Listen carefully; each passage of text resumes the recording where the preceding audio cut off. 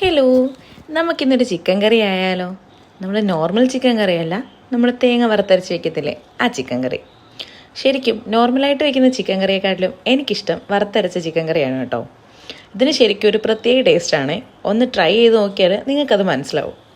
ഞാൻ കുറേ തവണ ഈ രീതിയിൽ വെച്ചിട്ടുണ്ട്. ഫസ്റ്റ് ടൈം ഞാൻ സൗദിയിൽ നിൽക്കുന്ന ടൈമിലാണ് വെച്ചേ. അത് സക്സസ് ആയിരുന്നു. അതുകൊണ്ട് തന്നെ നാട്ടിൽ വന്നപ്പോൾ ഞാനത് വീട്ടിലെല്ലാവർക്കും വെച്ചു കൊടുത്തു. ശരിക്കും പറഞ്ഞാൽ എല്ലാവർക്കും ഇഷ്ടപ്പെട്ടു കേട്ടോ. ഈ കറിയുടെ ശരിക്കുള്ള ടേസ്റ്റ് അറിയണമെങ്കിൽ ഇത് നമ്മൾ പിറ്റേ ദിവസം കഴിക്കണം. ചപ്പാത്തിയുടെ കൂടെയോ ചോറിൻ്റെ കൂടെയോ ഒക്കെ കഴിക്കാം. ഭയങ്കര ടേസ്റ്റാണ് കേട്ടോ പിറ്റേ ദിവസം ആകുമ്പോഴത്തേക്ക് ഈ കറിക്ക്. എന്നാൽ നമുക്ക് കറി വെക്കുന്നതിലേക്ക് പോയാലോ? ഫസ്റ്റ് നമ്മൾ കടുകൊക്കെ പൊട്ടിച്ച് ഇഞ്ചി വെളുത്തുള്ളി പേസ്റ്റും കറിവേപ്പിലയും ചെറിയ ഉള്ളിയും സവാളയൊക്കെ ഇട്ടൊന്ന് വഴറ്റിയെടുക്കണം. പെട്ടെന്ന് വഴലാൻ കുറച്ച് ഉപ്പും കൂടി അതിലേക്ക് ചേർക്കാം കേട്ടോ. ചെറിയ ഉള്ളി കൂടുതലിടുന്നതായിരിക്കും ടേസ്റ്റിന് നല്ലത്. ഇതൊക്കെ വഴണ്ട് വരുമ്പോഴത്തേക്കും നമുക്ക് തേങ്ങ വറുത്തെടുക്കണം. തേങ്ങയിലേക്ക് വറക്കുമ്പോൾ കുറച്ച് വലിയ ജീരകം കൂടി ഇടാം കേട്ടോ. പിന്നെ വഴറ്റിയ ഉള്ളിയിലേക്ക് മസാലകളെല്ലാം ചേർത്ത് അതിലേക്ക് നമുക്ക് ചിക്കനും ആഡ് ചെയ്യാം. വേറൊരു രീതിയിൽ നോക്കുമ്പോൾ നമുക്ക് തേങ്ങയിലേക്ക് വേണമെങ്കിലും ഈ മസാലയെല്ലാം ഇട്ട് വറുത്ത് മിക്സിയിൽ അരച്ചെടുക്കാം കേട്ടോ. പക്ഷേ ഞാനിന്ന് ഉള്ളിയിലേക്കാണ് മസാലയെല്ലാം ഇട്ടതേ.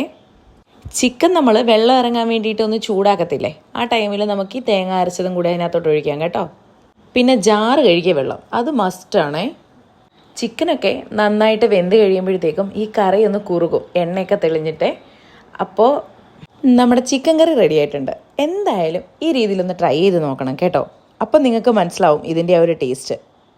ശരി ഗൈസ്, അപ്പോൾ നമുക്ക് നെക്സ്റ്റ് ഒരു വീഡിയോയിൽ കാണാം കേട്ടോ.